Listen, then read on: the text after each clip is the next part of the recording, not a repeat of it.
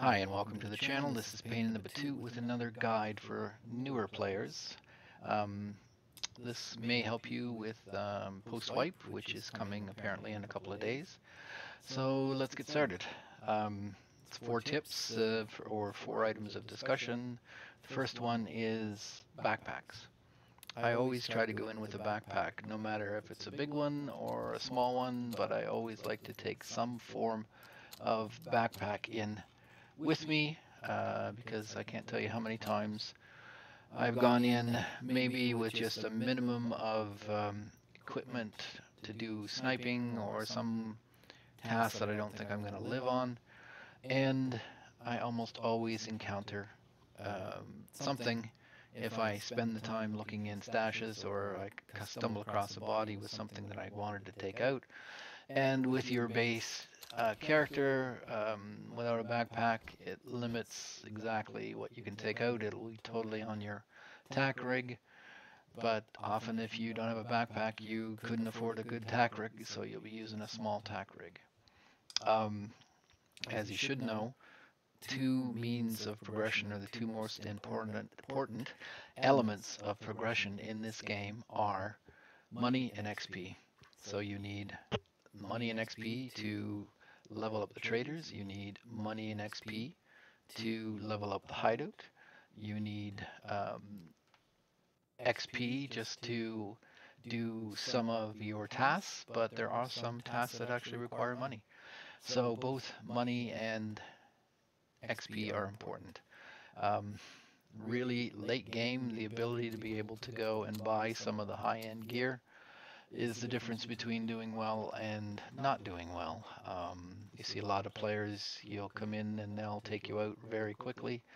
Well, the reason that they can do that is they have access to the best guns and the best gear, and you don't. And they have access to money where they can buy stuff off the flea. They go in and they buy whatever the highest round is or the best round that they can, and they can constantly do it. So if they lose gear, they don't care because they get 20, 30, 40, 100. I've seen some guys as high as $100 million, some streamers. So they don't care about losing stuff because they can just go replace it. So money, very important to the game. Best way to ensure that you get the maximum out of each one of your raids is take a backpack and fill it. I personally do not like to leave a raid where I don't have every single slot. Maybe I'll leave one for a mag if I think I'm going to get a fight at the end, but every single slot full. And if I can use the gun to be a store point, I do. So always try to take a backpack. Two other things about a backpack. Backpack does affect your weight. See it down here, 30 kilometers without when it's full. And these are relatively light items. If I had car batteries or something in there, it would push it way up. So it does affect your speed that you can move or how fast you can turn, etc. And the big point that I wanted to mention is jumping. If you have to jump off a wall or something, heavier you are, the more likely you are to break a leg. So what I do is I dump the backpack over the wall first, jump down without as much weight, then I pick up the backpack. The other item or tip I'll give you about backpacks is if you're in a gunfight with somebody, drop your backpack first. Usually there's nothing in it. You have all the meds, you have everything on your character you need. You don't need the backpack calling out your location because somebody can see the big hump of the backpack over a box or around a tree or something like that. Or if you're crawling through the grass trying to heal, your big hump of a backpack give you away. So don't be afraid. Remember where you drop it, but don't be afraid to drop your backpack before you get into a fight and then go and retrieve it after. Yeah, you can also drop your backpack if you don't think you're going to survive a fight because at least they can't find your backpack. All right, so that's it with backpack. Okay, the next thing you should do, or I do, is I create a bit of a list of things. Actually, I have 2 lists. High value items, and then the other list is task related items. You could start doing that now before the wipe because you'll have a better visibility of what you're going to need. but you should have like a little running list of what items are important and what items have high value. So you can go to the wiki and look up quests and come down to this chart, and it will tell you all the items. Now, this probably is going to get updated, but it'll tell you for each one of the traders all the items you need to collect to finish their tasks. So you need 2 lions, 4 of those fuel conditioners for Ragman at some point. You're going to need 4 of these to complete all his tasks. So this will help you decide the items that you need to be keeping. So that if you go into a raid with your lovely new backpack and you stumble across some of these items, then if you have them on the list, you'll remember that you need to pick them up. You can come out of the raid and then look up this again, use Tarkov Wiki. But if I keep a list, it's a little easier for me to manage it as I'm going. So those are the task-related items on a list. And then the other one is high volume, or high value, I should say, items. So why I'm saying this is I said you need a backpack. The backpack has got limited amount of storage, so you have to determine what you want to keep in it, potentially on a raid, and what you're going to drop. So it helps you to know what items are of greater value. So I'll use a bit of an example here, or show you a couple of examples. So let's say, for example, you go in and you stumble across an AKM. So this is the price to buy it. It's not what you can sell it. It's actually less, but I'll use this price. So this AKM is worth 43,000 rubles. All right, so keep that in mind. So this is 2 by 5. In other words, it takes up 10 squares for 43,000. So if that was the only space you had, is that better than going for sights and silencers? Well, the answer is no. Here is one silencer that takes up 2 of those 10 slots, and it's worth 52,000. So it's worth more. The silencer itself is worth more than an actual gun. So it would be beneficial to drop the AKM on the ground and take out silencers. You can see a number of silencers here are they're worth a lot of money. So this is where I'm talking about the list and doing high value items. Get an idea that you should be keeping silencers if you find them in a box, or if you kill somebody and you don't really want to take their weapon, strip the silencer off before you go. You can see down here, sights. They're also high value. This one's worth more than the gun, even a small one like this. It only takes up 1 square, but it's worth half of what the AKM is. So if you had 10 of these, you would make far more money taking 10 of these out than you would the gun. So guns are good to take out usually because you can use them, but if you're just looking for money, like if you're on a scav raid, when you pick up a gun, the scav guns are junk because of their durability is so low. So I would not pick up and take out scav guns. I would look for modding accessories to take out, because you'll make far more money from them. So top items, silencers, and also any kind of viewing device, any kind of red dot, any kind of scope, worth a lot more money. Another item that you could take out with, again, some of the ammunition, is worth a lot. This is the sniping round SNB. It is worth 1,000 rubles per round. That's per round. So 30 rounds of this is worth 30,000. And 30 rounds is all you can get into 1 square. But 2 squares of 60, then you're looking at more than actually the gun. So I know this is wandering a bit, but it's really the items. The thing is to start learning what items in the game have value. Here's muzzle devices, 18,000, 16,000, 14,000. The accessories themselves are more valuable than the actual guns. There's a foregrip, 15,000. There's a mod of the foregrip, 21,000. Even things like flashlights, 23,000, 16,000. So the whole point of what I'm saying is, if you get an idea, keep a little list of items that have worth 33, 15, 12, have worth, so that when you go into the game, you can make an intelligence decision on what items you're going to keep and what items you're going to get rid of. All right.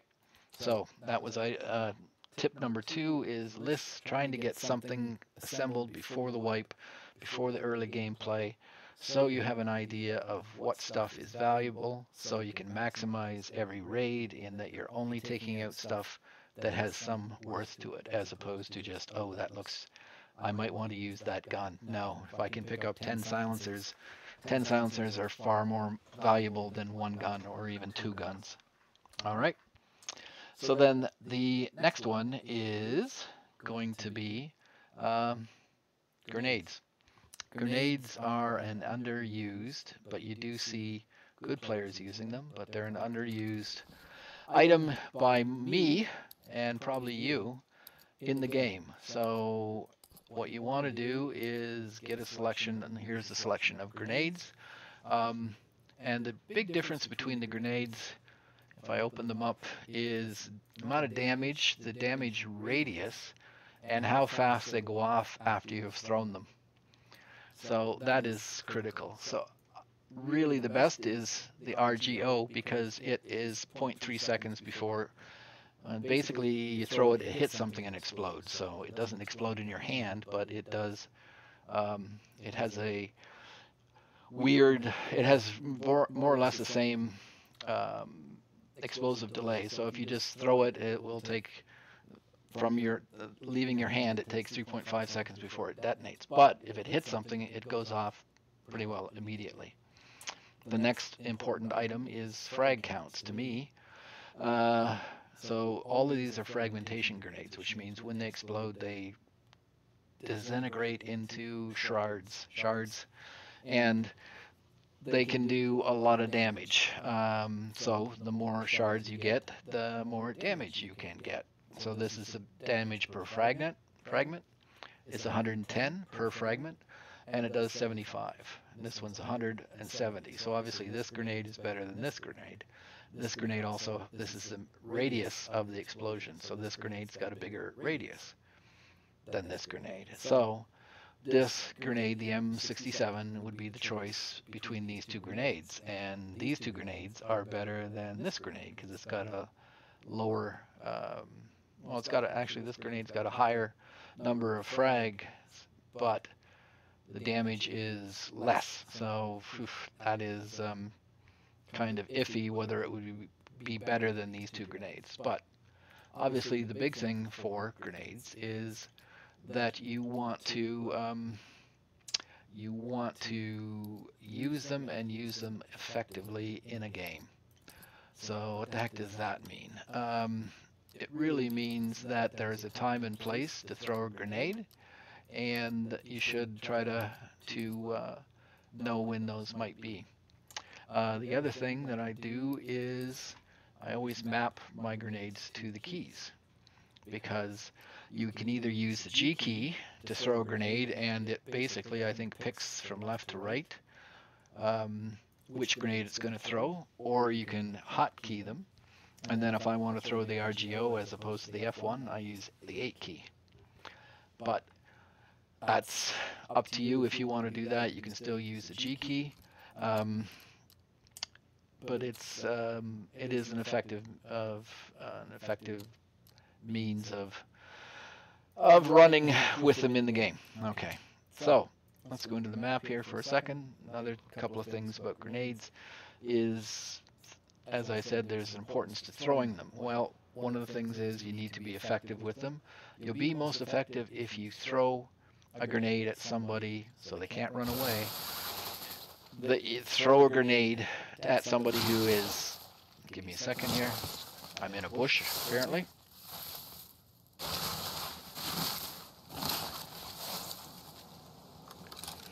Okay, so it can be more effective if you throw a grenade against somebody who's looting, because they have to get out of the loot screen and leave. They have less chance to run away. It's more effective to throw a grenade at somebody who's in a small room, because the room can amplify the grenade. It's effective if somebody's prone, because it takes them a bit to get up. So that's the sort of thing where when to use a grenade. Now there is a problem with it, and I'll equip a grenade here. So now I have a grenade in my hand. It takes me a while to get rid of it. So often in a game, I will hear somebody do this, and I'll rush them. And you see that was the on-contact explosion. It went off immediately as soon as it hit the ground. But yeah, that's what I wanted to show. I have had a game where I've gone to throw my grenade, and somebody hears that, and then they charge me because I'm stuck with a grenade in my hand. I either have to throw it or change back to my gun. And so there is a time to throw a grenade and not. Don't try to throw a grenade when you're close to another player, because if they're smart, they'll hear that telltale sound of the grenade going off, and they'll rush you. And they almost always win because you'll overthrow the grenade at them, and it will not kill them. And they'll be able to take you because you have nothing in your hands because you've just thrown the grenade. The other thing with the grenade, so I'm using G, is there's two means to throwing it. If you hit the left mouse button, you can throw for distance. But often people will get into a raid and they'll throw a grenade when it's actually, it doesn't need to be that far. So the other means is right mouse button, and it kind of underhand tosses it. So that's for close range. So keep that in mind. Yeah, there's two ways of tossing a grenade. The default, you can always change it, but the default is left mouse is a big throw and right mouse is a short throw.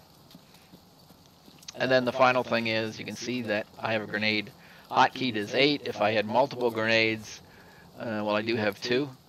So I have the 8 and the 9. So if I wanted to throw the 9 as opposed to 8, I can select 9 and it'll do the 9. I can hit the 8 to go the 8. And if I just go back to my gun, which is 2, it'll put it away. But if you see, if I hit G, it grabs 8 immediately because it's the lowest number. So that's all I had to say with grenades. They are a very effective tool. But watch how you throw them. I was banned by my teammates for using grenades at one point because I sucked. I kept hitting a window frame or a door frame or whatever. You can bank grenades off things. You can bank them off a ceiling. You can bank them off a wall. You can bank them off an item. And I was famous for hitting the door frame and having the grenade bounce back into the room with all my teammates. All right. So that was number 4 was grenades, and number 3 was grenades, and number 4 tip for today is lasers and flashlights. And one of the things that a lot of people do sort of use, but maybe don't use them the best, is lasers and flashlights. So most guns either can natively equip a spot for one of these. Some guns, though, you have to put on a mount before, so keep that in mind. The base guns often you can't do anything with. So lasers and flashlights, T turns it on, and what this does is blinds your opponent to you. So it is good for close quarters. It is good for blinding people, although keep in mind that it is mounted right on my gun. The counter to a flashlight is shooting at the brightest part of the big circle of light, and that at least is the gun. But it does prevent you, a flashlight does prevent somebody from tracking your head or a particular part of your body, so it makes it a lot easier to sort of affect a person fighting against you. So that's why a lot of people will use flashlights. And there's various types with various intensities. Really the only thing they do is they affect the gun's ergonomics.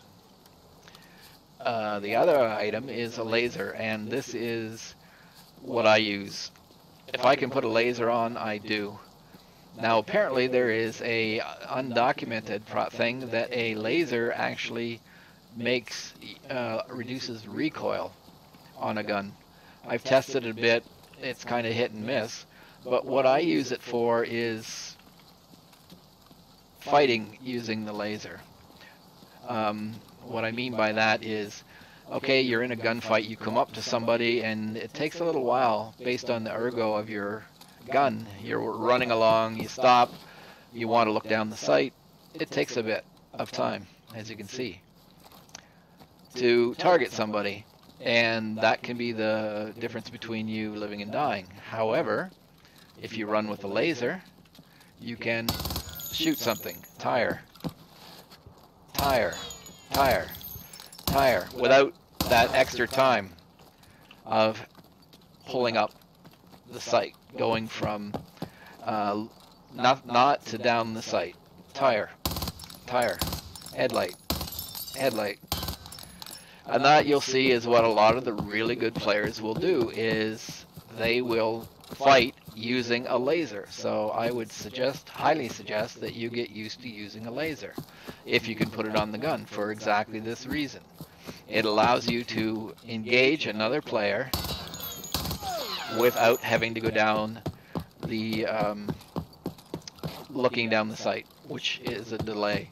And I can tell you, I've won a lot of fights, even players just as much as scavs, by simply using the laser and never actually looking down the sights. Oh, out of bullets. If it does give you, in fact, a small benefit of recoil reduction because you simply put a laser on, great. Again, like I said, I'm not 100% sure. I can try it here. So you can see it blossoms a bit, but then tightens up. So then let's go here, and I'll pull the laser off. And go over here, and then, and I think that kind of proved it. Just by putting on the laser and not trying to control the gun, I get a much tighter frame. Yeah, a bit. Doesn't jump around as much. So that's another reason to use a laser if it's in fact true.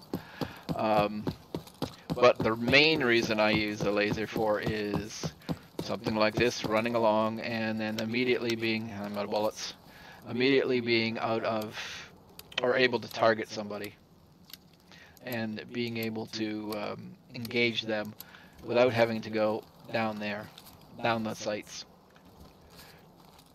So my fourth tip is try to use a laser. Now, there are two other sort of disadvantages of a laser and a flashlight, is they give your opponents your position away. I've had it two raids that I can think of. One outside here, I was basically looking through this, or coming to this hole, and I suddenly see a laser appearing on the wall beside me, and I know, without having to look, that somebody was behind me. I was able to jump over and escape before I engaged them. So using the T key to turn it off until you actually use it can save your life, because, well, not you as the laser user, but you as the victim can actually save your life, because it has for me a couple times, in that I've seen somebody's laser dot on a wall as I'm moving forward like this. The other time that I had it and it saved me was I was in the underground part of Interchange. I knew there was a player there. I didn't know where he was. I didn't know which way. He didn't know where I was, but I could see him using his laser, and he's shining it around trying to spot me. So I immediately saw the dot on a car and knew pretty much where he was, so I was able to turn around and frag him and then engage him. So that is the disadvantage. The disadvantage of the torch or the flashlight is that people can see you coming from a distance, so they can prepare If they ever put claymores in this game, you could lay down a claymore or whatever. But in most cases, I think that using a laser or a flashlight definitely is an advantage as opposed to a disadvantage. Okay, so that's it for some quick tips. Remember, they are backpack. Always try to take a backpack, even if it's a small one. 2, start working on your lists of things so that you know which to pick up and which can be left behind, because you're always trying to, because of the economy and that money means a lot in this game, you're always trying to take out the maximum amount of goods to be able to sell them. So you need to know what items have more dollar value or ruble value to them, so that you will concentrate on keeping them. For guns and just money, obviously red dots, silencers, stuff like that has a bigger value to them, so they are always what you would want to keep. The next one is grenades, of course. Don't forget to map your grenades. Keep map your grenades to the hotkeys, like number 9. And remember, there are 2 ways to throw it: overhand and underhand, left mouse, right mouse.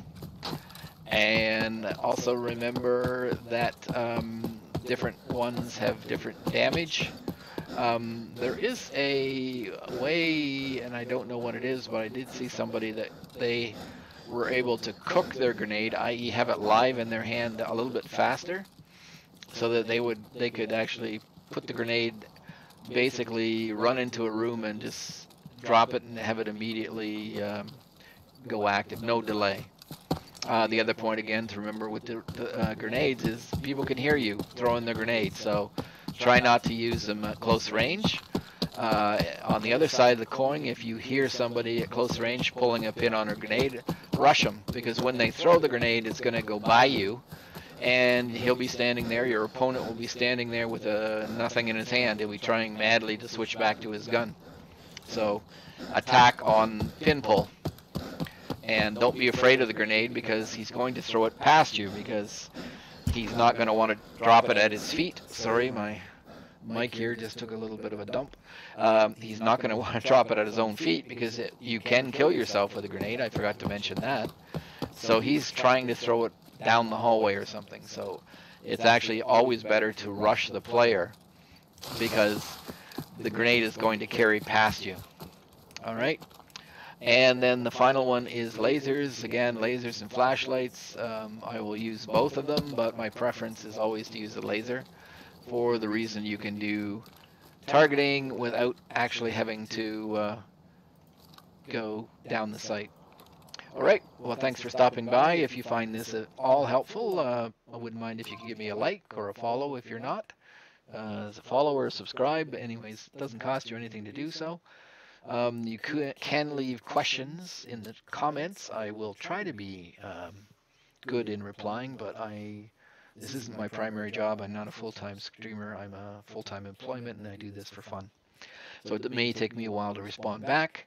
And of course, there's a number of other videos on my channel, all of which I'm hoping will be of use to people, especially with the wipe coming up in a few days. All right, take care.